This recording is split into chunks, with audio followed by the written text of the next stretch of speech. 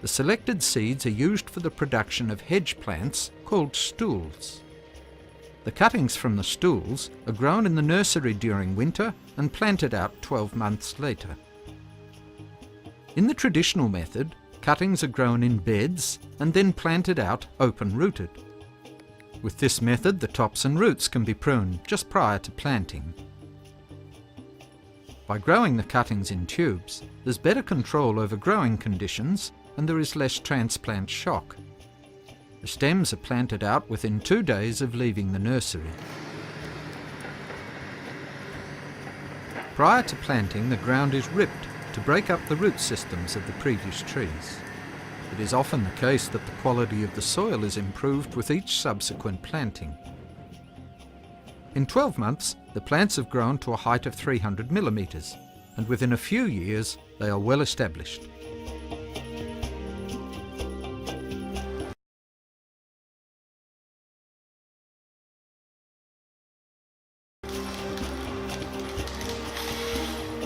The first thinning of the plantation takes place after 12 to 13 years, a second at 20 years. The thinnings give 50% saw logs, and after 27 years, 80%, the balance being used for poles, posts and wood chip.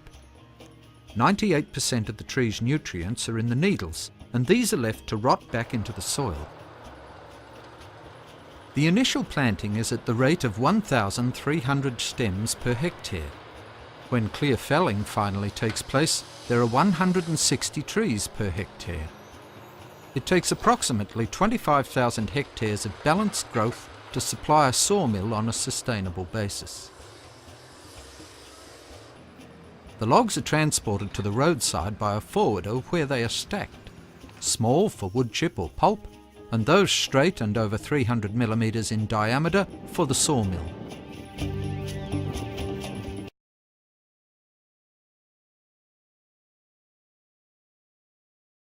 This sawmill processes 1,400 logs per shift, producing 410,000 cubic metres of sawn timber a year. 70% of each log is recovered as green sawn timber.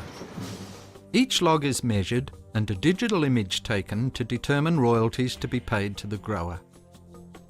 Rotating knives debark the log and remove the cambium layer. On exiting the debarker, the logs are sorted into 24 bins on the basis of length and their average diameter in steps of 10 millimetres from 230 to 390 millimetres. Each set of logs can now be cut to the same optimum sawing pattern, ensuring maximum recovery from each log. The sets of logs are loaded into the primary breakdown mill. This consists of twin bandsaws through which the logs pass twice. In the first pass, the sides are chipped and 2 sideboards are removed.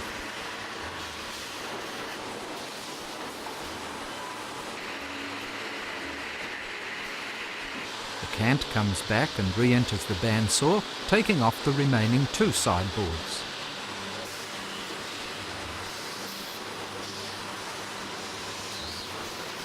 This is now called a flitch. The flitch then enters the secondary breakdown mill, where it is cut into boards, commonly 5, by a set of variably spaced circular saws. This occurs in one pass. The sideboards are scanned and the 2 circular saws set to utilise as much of the timber as possible. Using gamma rays, the boards are sorted into one of 45 categories on the basis of density. The ratio of water content to dry wood fibre may vary between 60% for heartwood and 150% for sapwood. Size is determined by laser beam scanning.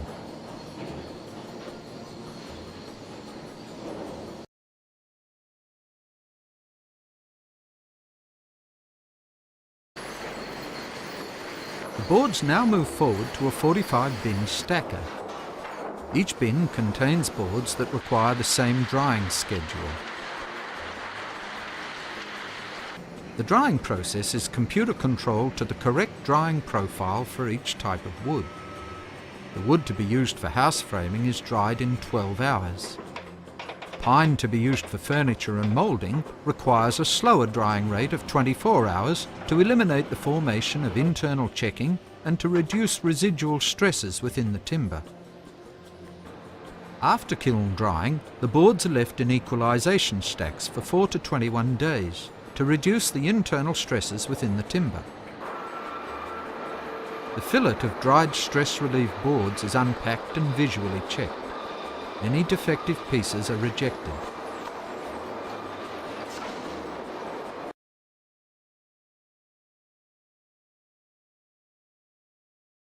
The high-speed cutters in the planer mill bring the plank to the finished thickness of 35 mm and cut the 140 mm wide plank into two, producing 70 by 35 mm scantling.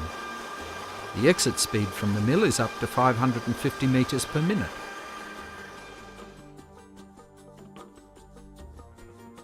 The final step in production is machine stress grading, where the timber is passed between load rollers at high speed. The amount of deflection is measured by the movement of the top roller. This provides the basis for determining stiffness and strength properties. However, the machine is not able to measure these properties for the ends of each piece of timber. This must be checked visually.